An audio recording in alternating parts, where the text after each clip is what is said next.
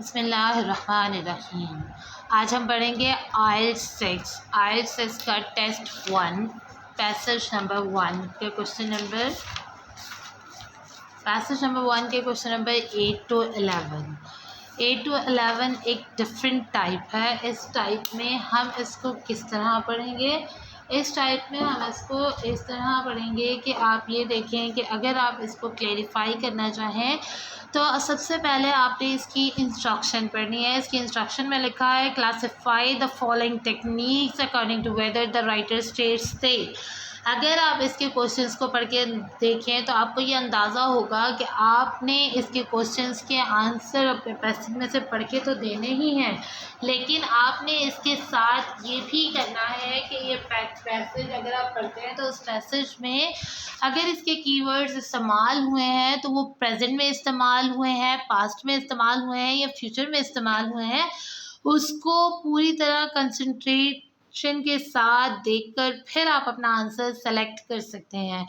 जैसे इन्होंने लिखा है कि क्वेश्चन नंबर 1 जो ए है वो है are currently exclusively used by Australians, यानी कि ये प्रेजेंट में बात हो रही है। इसी तरह बी क्या है, will be used in the future by Australians, अब ये फ्यूचर की बात की गई है क्योंकि यहाँ विल का इस्तेमाल किया है। इसी तरह सी में उन्होंने कहा are currently used by both, जहाँ बोथ की बात होगी यानी ऑस्ट्रेलियन की भी और राइवल्स की भी, वहाँ आप इसको सेलेक्ट करेंगे। इसी तरह उन्होंने कहा कि राइट द करेक्ट लेटर, यानी ए बी और सी में से जो लेटर इनमें आना है वो सेलेक्ट करें। तो आपके पास सबसे आसान तरीका ये है कि आपका सबसे पहला वर्ड क्या है, कैमराज। आप कैमराज को लेकर अपने पूरे पैसेज में सेलेक्ट करेंगे। अगर आपने पैसेज पिछले क्वेश्चंस में करके अंदाज़ा लगाया ही होगा कि इस पैसेज में से हमने कहाँ ये सवाल ढूंढना है, एग्जैक्टली इसको पढ़ के एकदम से तो आप नहीं इसको देख सकते कह सकते कि ये इसका आंसर है। इसी तरह आप इसके A to Z पैसेजेस को स्किम मेथड के थ्रू देखें। आपकी ये नहीं कि आप एक एक वर्ड पढ़ने बैठेंगे तो आपका पूरा आर जो है वो इस पैसेज में ही लग जाएगा। इसलिए आपने ट्राई करना है कि आप इसकी स्टार्टिंग की लाइंस, एंड की लाइंस, मिडल लाइंस को स्क्रॉल करें, यानी अगर मूव ऑन ट्रैक को यूज़ करते हुए आप इसे देखें कि कैमरे का वर्ड कहाँ इस्तेमाल हुआ है। अगर मैं इसे जल्दी से इसे देखना चाहूँ तो मेरे जो मैंने सेलेक्ट किया है तो वो पैसेज 3 है, यानी पैसेज सी। इसमें यहाँ अगर आप बिल्कुल लास्ट लाइन में देखेंगे तो यहाँ कैमरे का लफ्ज़ यूज़ हुआ है, लेकिन ज़रूरी नहीं है कि अगर कैमरे का वर्ड आ गया है तो एग्जैक्टली जी यही आंसर है, क्योंकि ये तो इस तरह का सवाल ही नहीं है। इसमें अब आपने अगर आपको कैमरा मिल भी गया है उसके बावजूद आपने स्टार्टिंग की और एंड की लाइंस को पढ़ना है कि क्या ये जो उन्होंने कैमरे का वर्ड दिया है इसमें प्रेजेंट है, फ्यूचर है या पास्ट की बात की गई है। अब उन्होंने आपसे कहा अगर इसको कैमरे के हम स्टार्ट मतलब पीछे की 2 लाइंस और आगे की लाइंस को पढ़ के देखें तो Mason's contributions to support also includes the development of the swimming analysis system now used in Australia national competition. It collects images from digital cameras running at 50 frames a second. वो क्या कर रहा है, कलेक्ट कर रहा है images digital camera से collect कर रहा है। प्रेजेंट की बात की गई है क्योंकि पीछे भी उसने कहा है कि जो कंट्रीब्यूशन है स्पोर्ट्स का वो इंक्लूड हो रहा है स्विमिंग एनालिसिस सिस्टम में। नाउ ये जो नाउ का वर्ड है ये इस चीज़ को प्रूव कर रहा है कि ये प्रेजेंट की बात की गई है, इसीलिए इसका आंसर क्या हुआ, A R currently exclusively used by Australia. इसी तरह जब आप बी की बात करें तो उन्होंने कहा will be used in the future by Australia. अगर विल की बात की जाती यानी फ्यूचर की बात की जाती तो आप कैमरे को उसमें ले जा सकते थे, लेकिन उन्होंने कहा कि नाउ वो अभी डिजिटल कैमरे से अपनी पिक्चर्स को कैप्चर कर रहा है, तो वही इसलिए हमने इसका आंसर ए सेलेक्ट किया। नेक्स्ट आपके पास सेंसर का वर्ड यूज़ हुआ है। सेंसर का वर्ड भी आपने सेम टेक्निक लगानी है, आपने स्किम मेथड को यूज़ करके इसे पूरा सर्च करना है कि आखिर सेंसर का वर्ड कहाँ यूज़ हुआ है।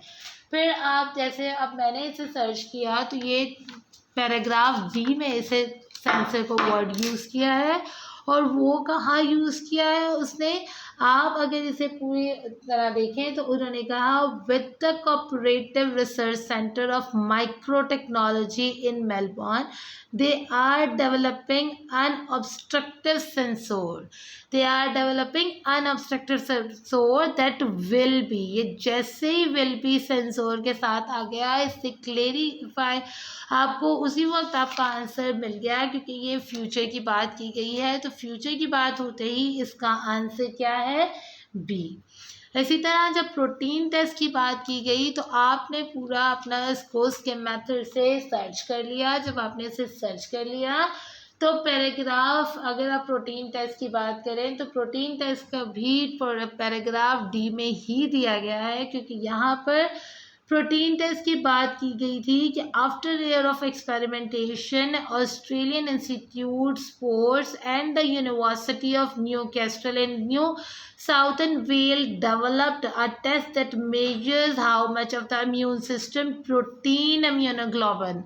अब यहाँ पर भी अगर इसे गौर किया जाए तो बेशक पीछे उन्होंने फ्यूचर की बात की है, लेकिन यहाँ पर उन्होंने बिल्कुल प्रेजेंट की बात करके आपसे बात की गई है कि वो लोग protein immunoglobulin A is present in athlete saliva, जो कि एथलीट के प्लेयर्स होते हैं उनके स्लाइवा में ये वाला प्रोटीन पाया जाता है। इसी वजह से इसको उन्होंने प्रेजेंट में कंसिडर किया है, क्योंकि वो ये प्रोटीन, ये जो इम्यूनोग्लोबुलिन है ये उसको प्रेजेंट में देते हैं। तो इसका आंसर भी इस they are currently exclusively use हुआ, तो इसका आंसर भी ए हुआ। इसी तरह अगर एल्टीट्यूड टेंस की बात की जाए तो एल्टीट्यूड टेंस का जिक्र जो है वो लास्ट अगर आप देखें तो अगर वैसे हम गौर करें तो कुछ हद तक इसकी स्टोरी सीक्वेंस में आ रही है, लेकिन ज़्यादातर ऐसा नहीं होता। आपको ये नहीं देखना कि अगर आपका एक आंसर ए में मिला है तो नेक्स्ट आंसर आपने बी में देखना है। आपने ओवरऑल पैराग्राफ्स को देख के इसको स्किम मेथड लगा के अपना आंसर सर्च करना है।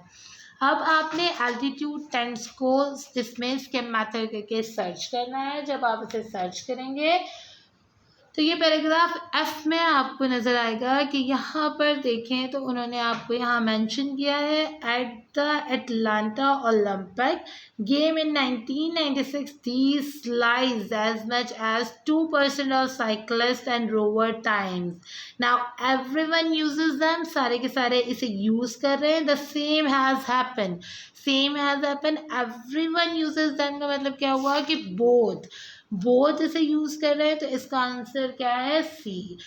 उम्मीद है कि आपको ये वाला पैसेज के नंबर 8 to 11 क्लियर समझ आ गए होंगे। इंशाल्लाह मैं नेक्स्ट वीडियो में क्वेश्चन नंबर 12 to 13 आपको क्लियरली डिफ़ाइन करूँगी। अगर इसमें आपको कोई प्रॉब्लम फील होती है तो आप मुझे इनबॉक्स कर सकते हैं। उसके अलावा अगर इसमें कोई मिस्टेक फील हो या कोई वर्ड ऐसा है जो आपको क्लियर नहीं है या जो भी अगर आपके रिमार्क्स हैं आप उसे इनबॉक्स कर सकते हैं।